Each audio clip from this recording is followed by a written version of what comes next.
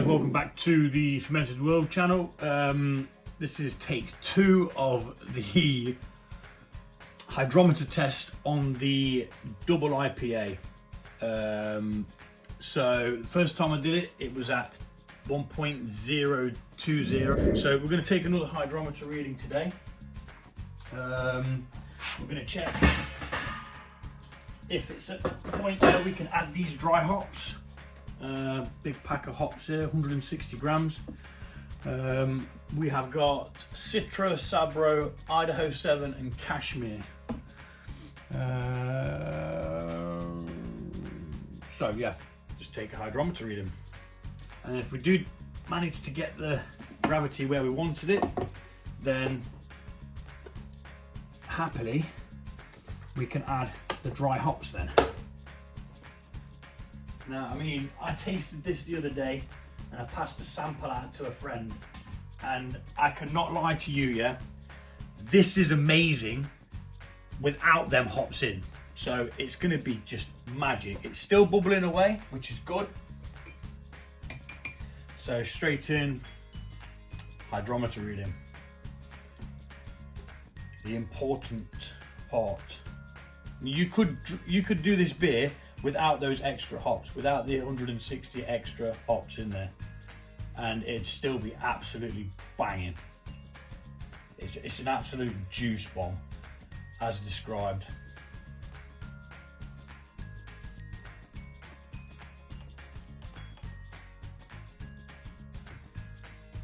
So a quick butcher's where we're at.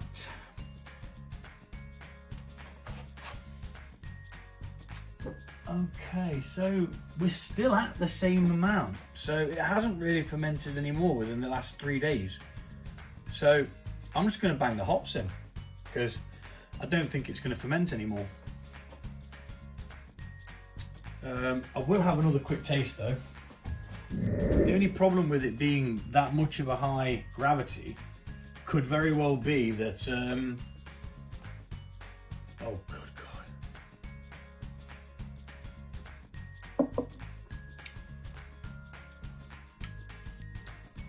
It's got a sweetness.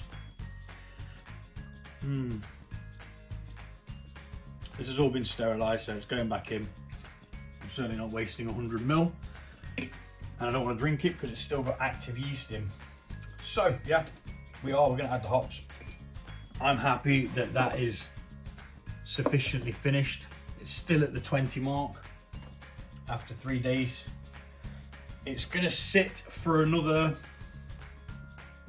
4 days, I believe, this with this hops in. I think it's 4 days. It's going to sit for 4 days with the hops in, and then if it wants to, it will carry on fermenting out during that time. Skitters! So with a dry hop, you are literally adding the hops dried. You can just throw them in. I choose not to. Simple fact being, you then can end up getting all those hops sticking through your bottle wand if you use a bottle wand, and it's just a pain in the ass to have to keep disconnecting it, dribbling everywhere, and then you have to wash it out, put it back on, and then the same thing happens again. So I use a hop bag for this part. I strained them out, the first one with a hopper, a hop spider, sorry it's called, and then I use a hop bag, or a muslin sock is what it's called, to hold the thing in, and it works perfectly fine. It gives you good results. Maybe not as good results as if you was lobbing it in, but it is what it is really. So yeah.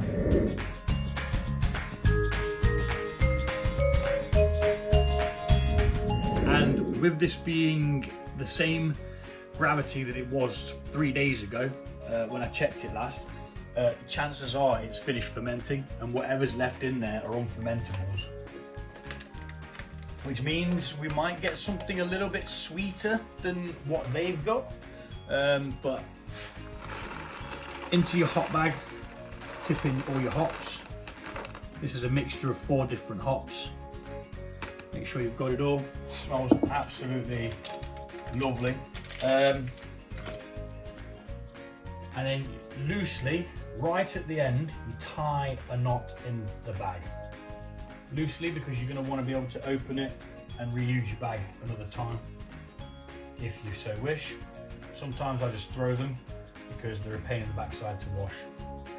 We're going to evenly spread it out so that the hops can kind of merge and move around, and then we're just going to drop that in. At first it'll sink to the bottom, but eventually it will start to rise back up, and that is pretty much it. The dry hop is complete. We're going to leave that in there for 4 days.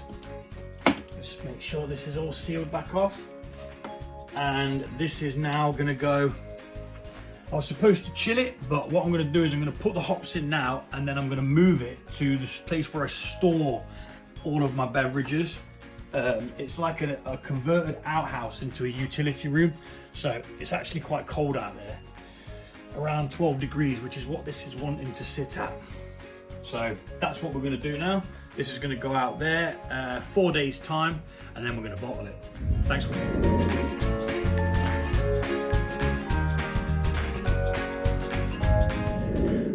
We're going to be taking the hops out. It's been in for 6 days. This is day 6 instead of day 5. Just thought I'd leave it a little bit longer. And we've taken it out of the cold environment because this was placed in a 12-degree environment while it dry hopped. I don't know why. I think it's something to do with a flavour that it can give off if it's in a warm environment whilst dry hopping. I've never come across it before.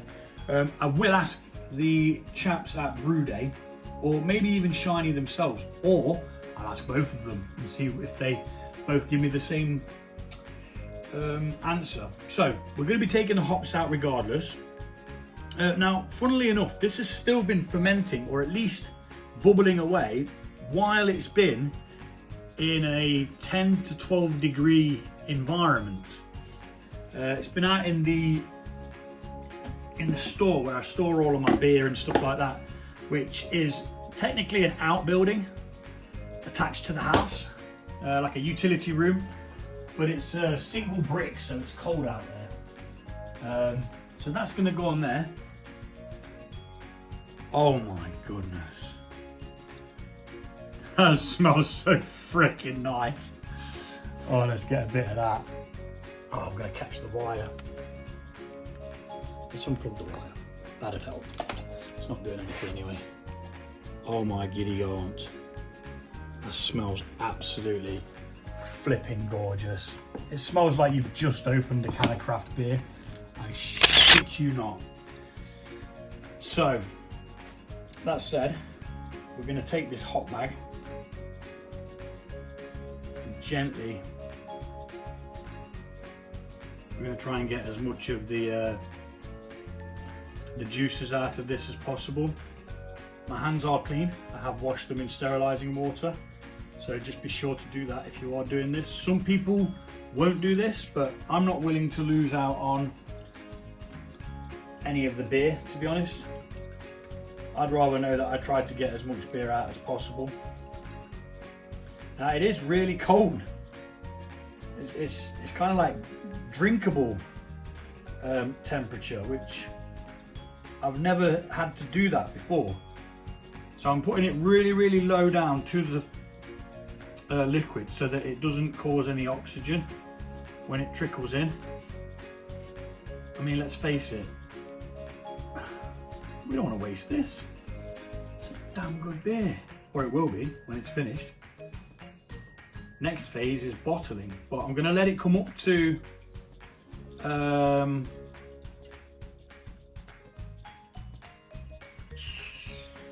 room temperature before I bottle, simply because that's where I always bottle at.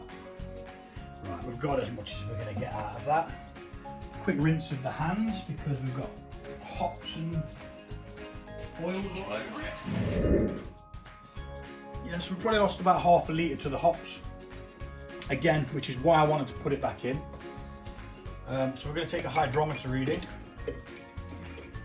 Now, the last time I did a hydrometer reading, twice it was at 20, which was quite high, but the fact that it hadn't moved made me think that maybe it's finished.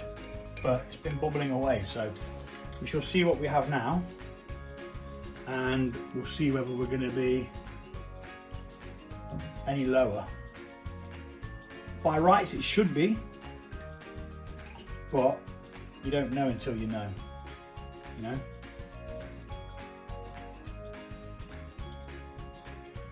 Get that back in there.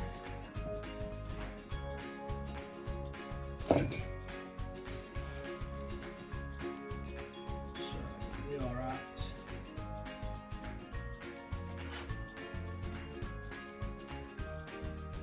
it's literally only gone down by 2, which means it's probably just been off gassing instead of fermenting. So I'm going to let that come up to room temperature. Yeah, it's at 1.1.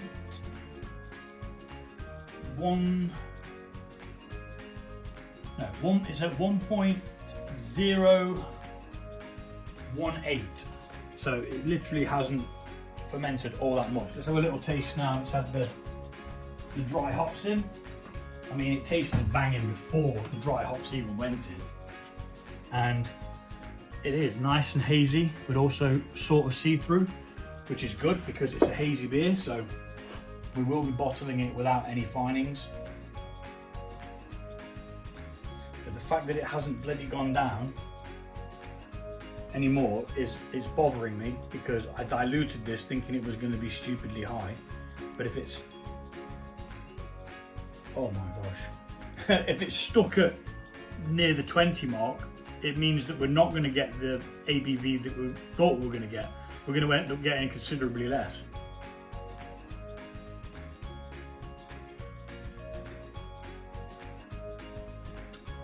Wow. Absolute wow. And that's got no juice in whatsoever, but that is so damn juicy. So lid back on. I'm going to leave it another 3 days, room temperature, and see if it ferments anymore, because obviously I haven't put that bit back in. It's been sterilised, so it'll be perfectly fine. Minimalising any oxygen. So yeah, we're going to let this warm back up,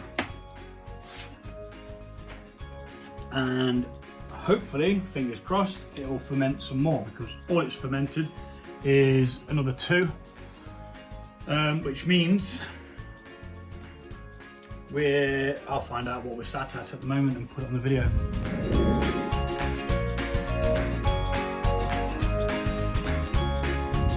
Right, so we're back, and we're going to take a hydrometer reading of the double IPA, and hopefully bottle. I've sterilised loads of bottles, so fingers crossed it's at where it needs to be. Otherwise, I'm going to have to re-sterilise them. I don't really think it through. But so we're not using finings on this either. Reason being is it's supposed to be hazy. Yeah, still bubbling away, which isn't a bad thing. And take a hydrometer reading. It looks gorgeous. It really does. And it's cleared out a bit just from standing.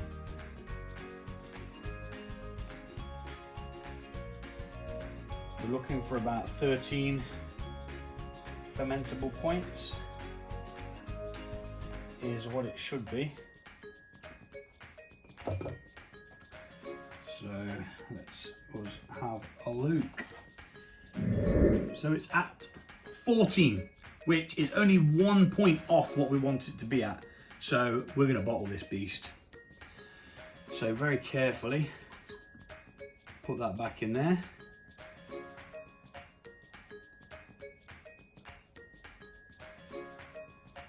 I'm going to keep a little bit in there because I want to have a taste of what we've got. This is the final product now. It's not going to get any stronger than this.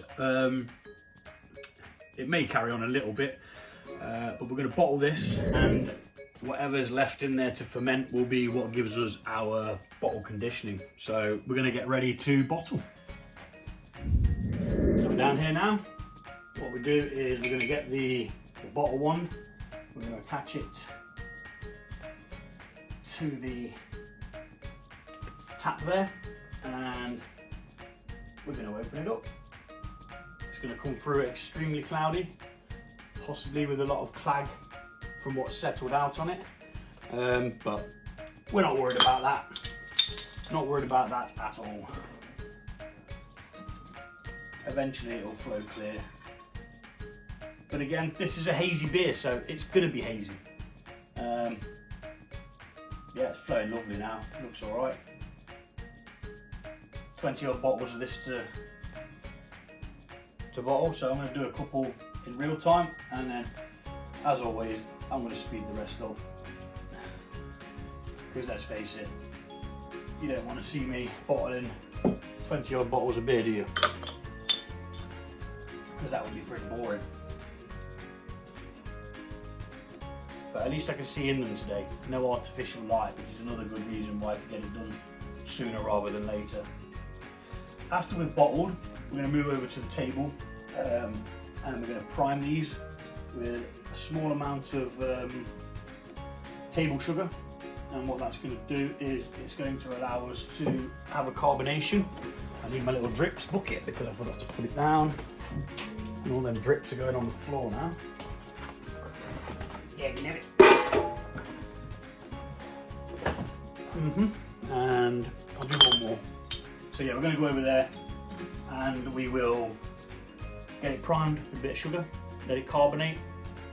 It will be sat at room temperature for about 2 weeks, one or 2 weeks. Normally it says 2 weeks, but I've done it for 1 week before, so I think I'm going to try 1 week and then give it 2 weeks to bottle condition, mature a little bit. And there we are. That's the 3 that you've got in real time, and now we're going to speed this up.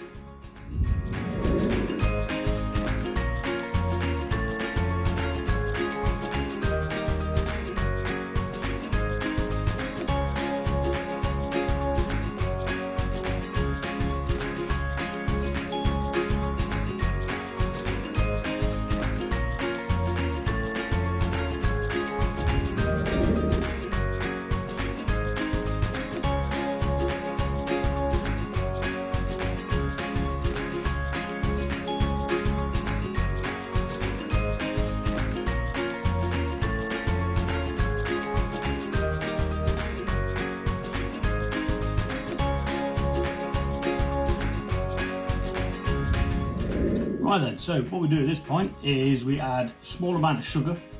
It starts a small fermentation inside the bottle, which then creates gas, CO2, which is then trapped in the bottle and then forced to go into the beverage.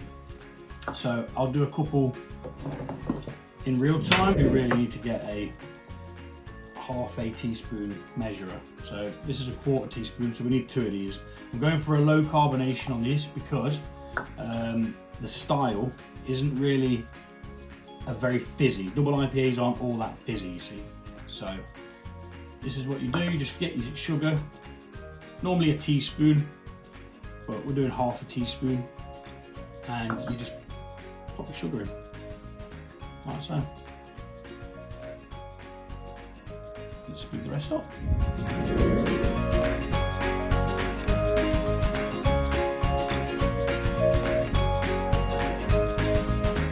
So that's that part done.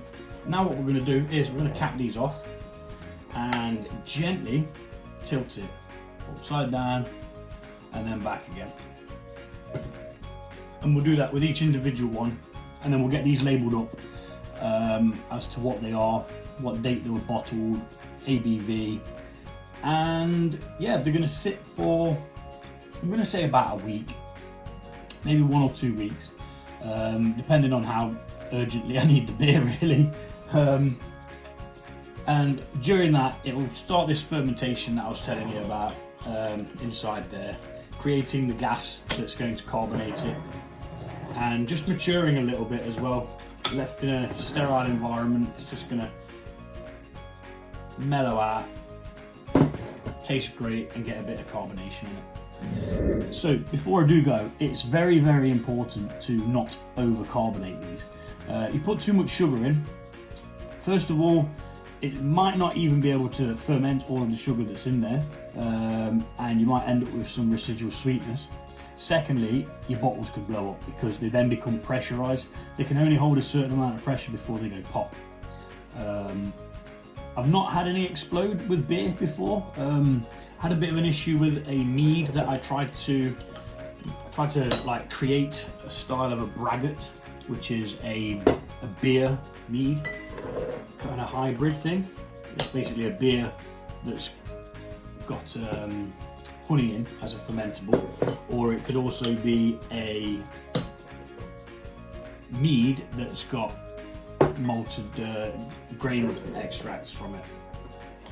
So yeah, just be careful, don't overdo it. And plus, because when you open it, if it goes pop really, really loud, it's all going to, you know, rise up to the top, and anything that has settled out, or because we've not used finings in this, because it's supposed to be hazy, anything that has settled out is just going to kick up, and you may end up getting yeast into your beverage, which is not going to taste very nice. So yeah, that's the end of this one. I'll get another brew on the go soon. Yeah, thanks for watching, and I'll see you soon.